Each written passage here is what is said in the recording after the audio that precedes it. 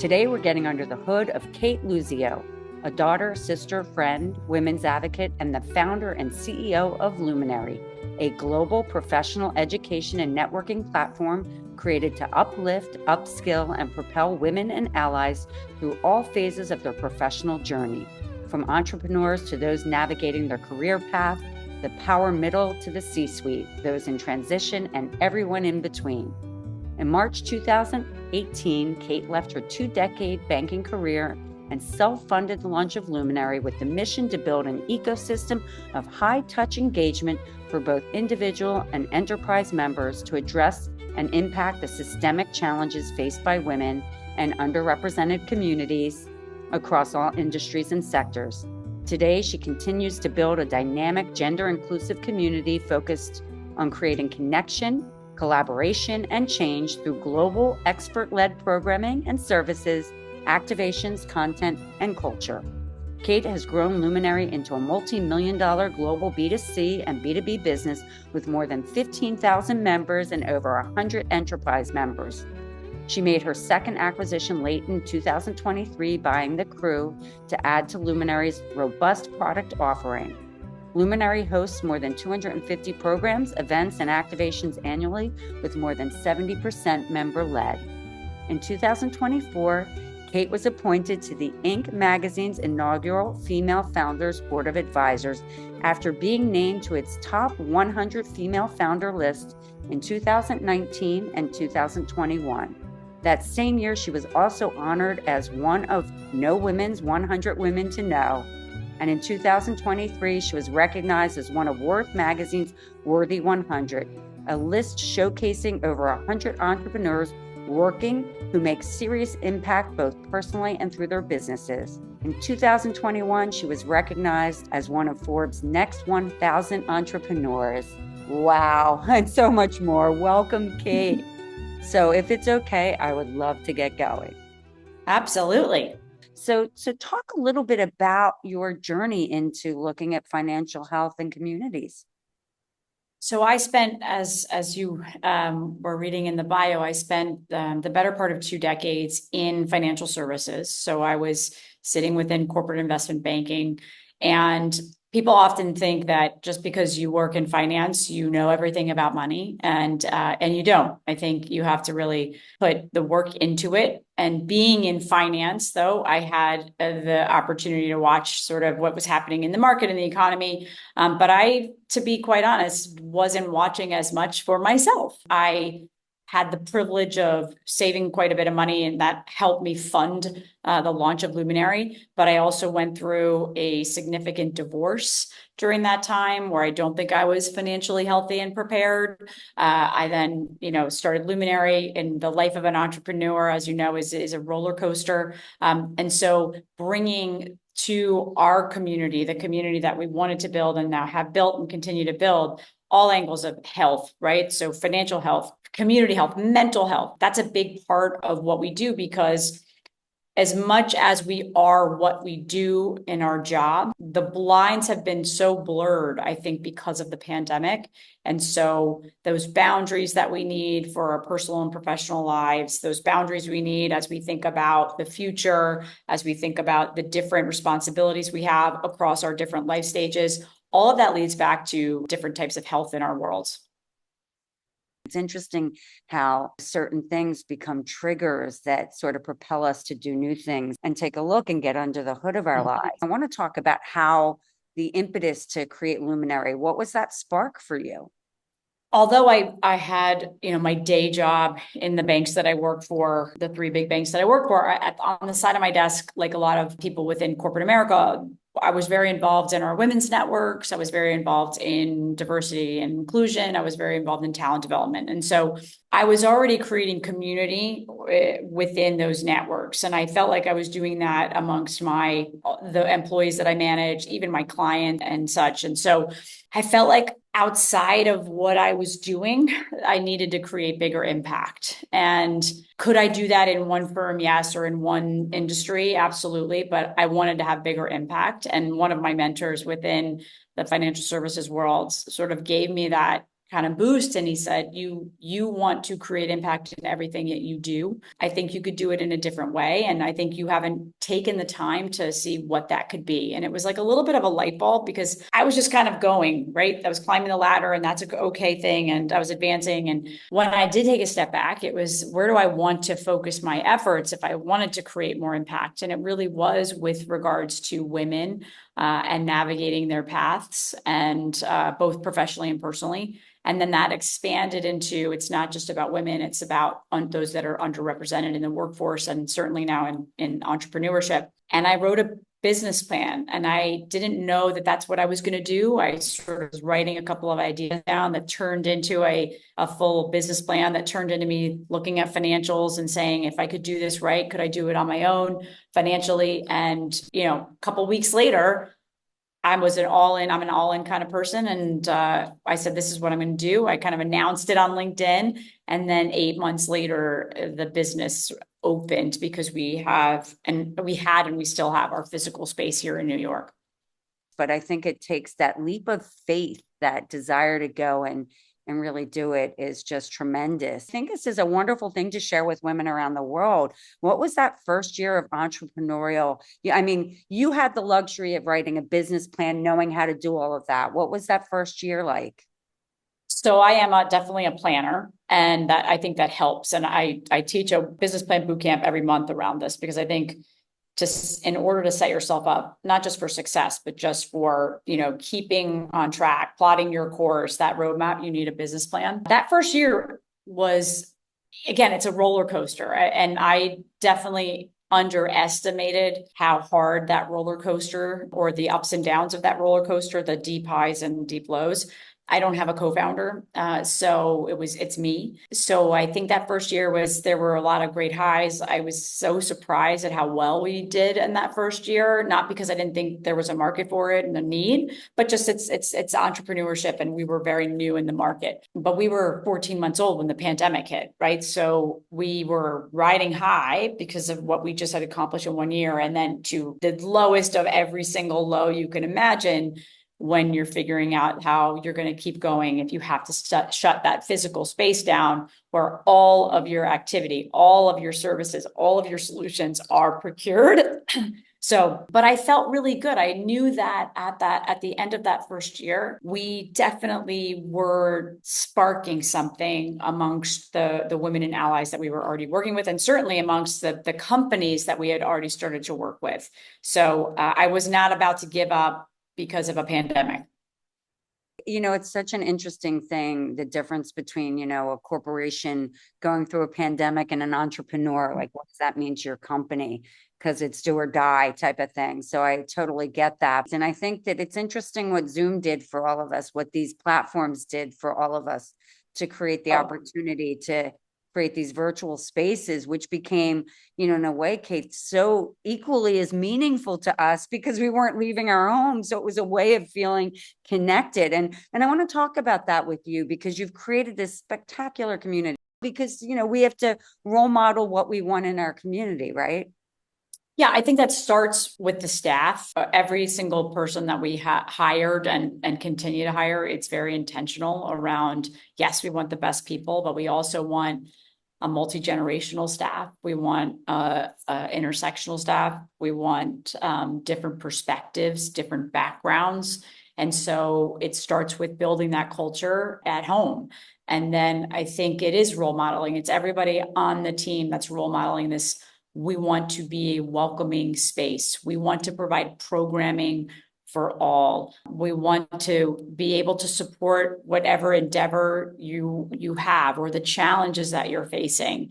And so if you really practice what you preach, right, and it is about the community, right, and you're really listening, then I think is so organic in that, how that community continues to build itself. I think back to one thing that you said in the intro, by design, more than 70% of our programming comes from our own members and our community, because that's the community reinvesting in itself and really giving back to one another. It also demonstrates that it's not just about taking, it's about giving too.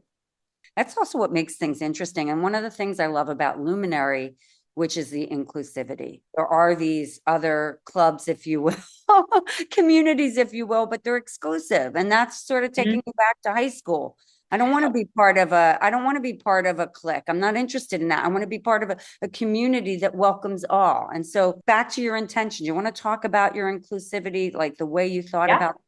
Yeah, and it's why I love that you brought the high school example up, because that's what I think about all the time when we came up with our hashtag, which is come sit at our table. Because everyone out there at some point in their life, whether it was middle school, high school, college, whatever that is, going to camp, you get somewhere and you go, I don't know where to sit. I don't know anybody. Is anyone going to invite me to sit at their table? Right? We all have that insecurity. And I think women in particular have that for a much longer period into their lives. It's when they're the only person in the room, in their company, et cetera. And so that was really by design. I remember my original person that supported marketing and PR was like, that's too long of a hashtag. I said, that's our hashtag, because I want everyone to feel comfortable and coming and sitting at our table. And that leads to sort of the why. I myself have been excluded from different, I'll call it communities, different, clubs that I tried to get into throughout my career. And it's a really crappy feeling. It's like, why do I have to apply to feel like I'm good enough? And who's making the decision around why me versus someone else? And so I also went back to sort of my childhood and thought about where I grew up in New Jersey. It was very multicultural. And so like you'd have kids going to church and synagogues and mosques and sort of not. And community centers. You don't have an application when you want to go to one of those. You want to be a part of a community. A community, in my mind, breaks down barriers. It doesn't put them up. And women have a lot of barriers. So we have no application process. And that was also by design. It's if you feel like this is the community you want to be a part of, we welcome you. And why should I have you apply to be a part of that? The only thing that we have an application for now is for our scholarship program, because it's a funded membership, and our fellowship program also funded membership. So, but that's because it's free, right? And we have to subsidize that. But the bulk of what we do is around really opening the door for someone. I like to say, when you walk through our physical or virtual door at Luminary, leave your ego where you found it. We're leveling the playing field as part of this community.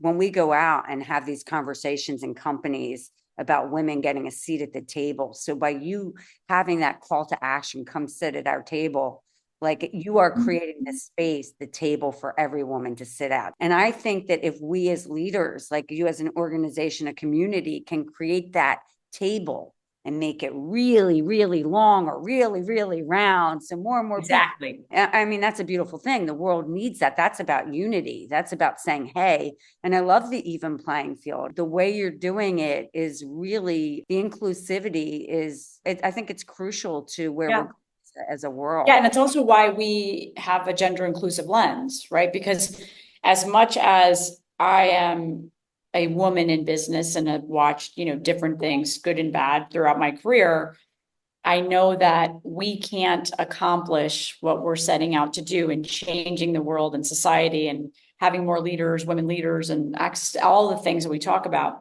parity and equity, if we exclude men, because then it's the exact same thing they've been doing to us. And so that's why we welcome men and allies, and it's a big part of who we are. And so that come sit at our table is like, hey, come with us, right? Learn about our struggles and how do we support each other. And I love that, every male or male identifying member at Luminary, the three things they say to me is like, I feel welcomed. I feel like everybody is open to having a conversation. And three, I'm learning. And so for me, it's like, wow, even by design, it's working because they just see how we work together as a community, again, both virtually and in person. And that's also having an incredible effect and impact in the corporate companies that we work with, where we're also bringing more men into the room virtually and physically, and having them go through our programming and workshops, because many of the things that we do is not genderized. These are skills building, their experiences.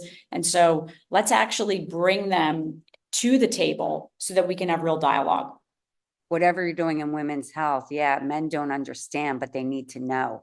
And so by educating them as well, they're able to be better colleagues, better husbands, better fathers. So Better bosses. exactly, because if they understand that a woman's going through a hot flash, not to be specific to menopause, but we're dealing with women's health, they understand, well, they need to create this space or they need to be able to leave. Don't think that they're not working. It's just they.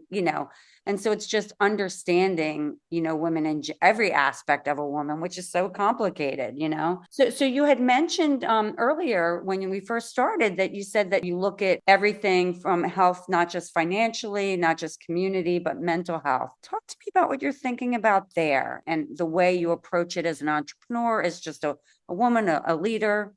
I mean, personally, I think, and I've been having so many conversations as of late with different members of our community around how they're feeling, right? From parents that are watching their 14-year-olds creating resumes because they're so stressed out because in 4 years they have to get into college. It's like, I didn't have to do that when I was 14. What is happening in this world? To people in our community that have overwhelmed with elder care responsibilities, to navigating the corporate life and entrepreneurship. And I think so much of that goes back to where we're at mentally and how we are nourishing ourselves to be able to continue, to be able to, as I say to my team, be happy as employees, to produce the best work and the best quality. If you're unhappy, if you're struggling, if your mental health is impacted, you're not going to be able to produce the best, to perform at your best. And I need that from our employees and I need that from myself, right? So I think that's one of the conversations that's happening. And then I think so much of what comes out of the community is these ideas and different topics. We had a mentor moment this week with one of our members all around parenthood and the struggles of parenthood right now on mental health for working parents or parents in general, all the way to entrepreneurship and mental health. We have a big event coming up in early August for Black Business Month. And one of the top panels is mental health for Black entrepreneurs. And so really listening to the community, and that's how we bring about so much of our topics of focus is coming directly from the community and saying, this is what I'd like to hear more about. This is where I'm struggling with. This is what I need. Wonderful. Let's then figure out who we can tap into and those subject matter experts to bring that in. And that's actually, Elizabeth, how that Women's Health Summit came up, all through dialogue and feedback and listening to what was happening within the community. Back to the hashtag come sit at our table. We walked in and you feel welcomed. Are you going within your community to subject matter experts, outside of your community? How do you look at that? Both. I think we get a lot of proactive or inbound inquiries externally that want to participate in the community. And we say we're a members first community. So we always tap into the community first around programming, because if we've got a member that can lead a session on SEO, I'm just using that as an example, versus someone being come off the street, we'd love to invest in that member first. So we love that we sort of crowdsource the information of what those topics are. And every single event that we do, we go to the community first. And then we love to tap resources outside of the community as well, especially, subject matter experts, inspirational speakers. But at the heart of it is really identifying those within the community because they're already invested in us, right? And we want to invest in them just as much. So that's kind of how, and I have a big programming team and they look across all of what we're doing. We call it the ABCDs. So advance, build, connect, develop, and those pillars, and then what sits under there across our programmatic calendar and both virtually, in person, hybrid, or Luminary Live, which is where we pop up in 8 cities a year. So there's a lot of thought that goes into that, but at the heart of it, we look at that members first, and then we tap into experts outside of the community. So I want you to talk about how you see the health of the community, because there's many ways to think about that. I'd love for you to share your thoughts. Yeah, I think for me in particular, accessibility is a word that comes to mind.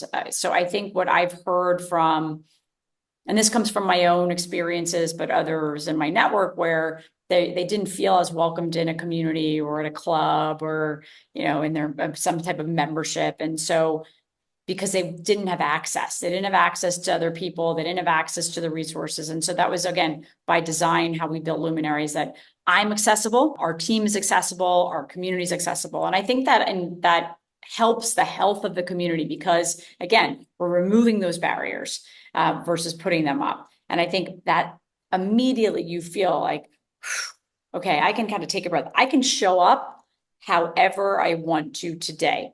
So whether that's I've come from dropping my kids off, I've got to get to a Zoom call and I haven't had the time to brush my hair, to I'm coming out of a workout class, jumping on a Zoom, to I feel the best I've ever felt. I just got my hair done. That has an impact on our health, right? And if I can show up authentically every single day, whether I'm on a screen or I'm walking into a space and that community sort of envelops me, I feel much healthier and I feel much more appreciated. I can bring my whole self to the situation and I'm going to much more likely engage in the community because I feel at my best. Even if I don't look my best or I've had a crappy day, or I had someone say to me the other day, it was a one-on-one with one of our corporate members, and she said, very seasoned senior woman, and she said, I don't know why I'm telling you this, Cate, but I feel like I can say anything at Luminary and it's okay. Well, so that's creating a safe space, right? And that's for health, from a health perspective, is so important. I know that you've been public about it and some health challenges yourself. And the reason why I want to bring that up is because the way you showed up for that, the way you role modeled such grace and you were a leader in dark times. And I don't know if you want to share at all about that. I think it's worth sharing because it's Sure. remarkable. Yeah, so in 2022 I was diagnosed with early stage breast cancer. Thank God it was early stage, and I'm in one of the best cities in the world for medical care, and that's a huge privilege. And after having surgery and starting treatment, I said to my doctor, I would love to have you come in, my surgeon and my oncologist. I said, I'd love to have you come speak at Luminary. And she said, no, nobody listens to doctors. They listen to their friends. And so we encourage you to share your story because that's who people listen to. They listen to their friends, they listen to their colleagues. And it really struck me as, okay, this is sort of a little bit of a duty of mine, and I'm going to share it as authentically as I can. And so what I shared was not about the how scary it was and how awful it was, because there's different levels of that. What I shared was, how do you become more proactive in your health? And so my message when I kind of put it out there was, I have breast cancer, I've had surgery. Why? I missed 2 mammograms in a row, but I thought I have no history, I'm fine. And so my call to act was really around a call to action for women who think, I'll put it off, to not put it off, whether it's a mammogram, whether it's colonoscopy, whatever it is. And that the men that were listening, to encourage their wives, their sisters, their daughters, their aunts, whatever, to continue to do that. And so I really wanted it when I came out about it was a call to action. And then, I've shared about that and then had some complications over the last 2 years, which then led to me having a full hysterectomy in January. And about, I don't know, a couple of weeks into that recovery, which is very long, I shared about that because a call to action was not about, oh, feel sorry for me or have pity. It was, here's what I'm learning about myself. And most of that was how to listen better, how to lean on my team, how to show up for my team in a different way when I'm feeling pretty crappy and I can't get out of bed. And imagine if I did get out of bed, that is not a role model. That is showing them that they have to do things that they shouldn't have to do. And so that call to action was around really trusting yourself. If you've built a team, if you have a team, and trusting your team and listening. But it was cathartic for me because I was able to share. And I think what's happened since sort of both of those larger shares is the amount of people, both within the community and the broader sort of community that my network, coming out and saying, thank you for sharing. I haven't been able to share, or I have someone in my life who's gone through this. And we don't make any change if we don't share our stories. And I think for a very long time, women haven't been able to talk about their health in many different ways. And so I want to break down that barrier, just like we're breaking down other barriers. We shouldn't be selective in the barriers we choose. We should be breaking down barriers. And for me, that's why I shared, and I'll continue to share, because I think it's really important. There is so much power in story sharing. Our value proposition is we're a story sharing platform. We want to see, hear, witness women, acknowledge, pain points, celebrate them, all of these things. And I think when you share these stories is your call to arms, your call to action inspires women to take action, or men to take action. And so I think that the work you've done in sharing really ignites and affects change in a really positive way, because it's wonderful when you can share great stories. It's really hard to share and expose yourself and share real personal stories. So I just want to say thank you for that. I think it's just extraordinary. And it lets people see, because you've accomplished so much in your life, Cate, it lets people see that you're human too, Yeah. Yeah. And I think, that's also why I've shared about my struggles with infertility and not being able to become a mother. And it's funny, not to get political, but someone yesterday shared with me this new meme that's going around about Democrats are childless cat ladies. I think that's the word that someone used. And I was like, I'm a proud childless cat lady myself. But I have wonderful 10 nieces and nephews, and my partner has 3 grown children, 2 grandchildren. So I feel like people tell me all the time, well, you've become a mom in a different way because now you have all these members of your community at Luminary. But I think it's also important to share the struggles around infertility. I'll give you a great example as why is because then it encourages my team to be able to share with me things that they're going through, where I can support them or help them, whether it's health, whether it's mental health, whether it's infertility, whether it's elder care. And I don't think I had that in my career, or maybe I didn't feel comfortable sharing because you feel like there could be repercussions or retaliation in some cases. And so I really like being able to share so that my team sees that and they share with me so we can work together to make sure that they're healthy and happy. I have to say, Cate, you're doing and created an amazing community and an amazing business. And I just love hearing about this openness, this inclusivity, like feeling it, that sense of welcome. This is your platform to give a message to women of all ages, of all backgrounds, of all cultures. What do you want to say to them, Cate? What do you want to leave them with? I say this often, but I think it always needs reinforcing. Nobody cares about you, your career, your personal life, your professional life more than you do. And I think oftentimes women of color in particular, feel like they're in the back seat, not even the passenger seat of their own lives. And so my message to women is get in the driver's seat, right? Take control of the things that you can control. Invest in yourself, if that's your business, if that's your mental health, your physical health, going for that next job, asking for the promotion, right? Nobody cares about these things more than you do. And so get in that driver's seat and then make sure your compass is your compass alone. It is not others. And just stop second guessing ourselves. I second guessed myself way too long in my early part of my career. And a boss told me when I was in banking early, stop second guessing what you can do. You're here for a reason. So believe in yourself, bet on yourself every single day, and you will not let yourself down. I love get out of the passenger seat, get into the driver's seat of your life. That's a wonderful message for women.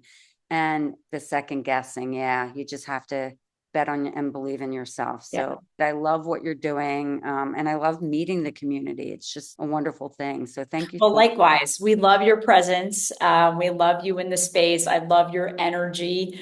And I was really delighted when you asked me to participate in this session, and love the conversation as well. So here's to the next one.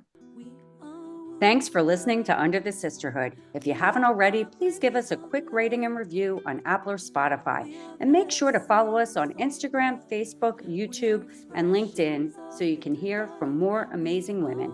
This podcast is created and hosted by Under the Sisterhood LLC and Elizabeth Elfenbein, produced by Elizabeth Elfenbein and Matt Butler, and edited by Matt Butler. The music is by Ayla Schaefer. Her song, Rose.